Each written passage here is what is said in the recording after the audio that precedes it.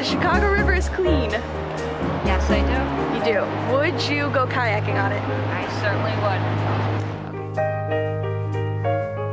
So do you think the Chicago River is clean? Oh.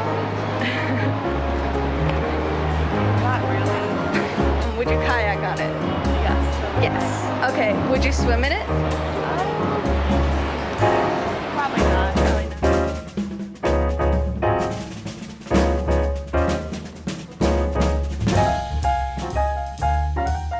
Do you think that the Chicago River is clean? Yes. Yes. Would you go kayaking on the Chicago River? No? I wouldn't even ice skate. The Chicago River is a lot cleaner than it used to be, and I think that we do a good job of, maintaining the sanitation of it. We do implement ways to, prevent them from getting in the water. Do you think the Chicago River is clean? No. Would you go kayaking on the Chicago River? Sure. Would you go swimming in the Chicago River? Absolutely not.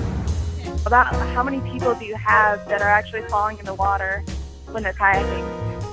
On an average summer, you would get, I don't know, maybe 30 or so.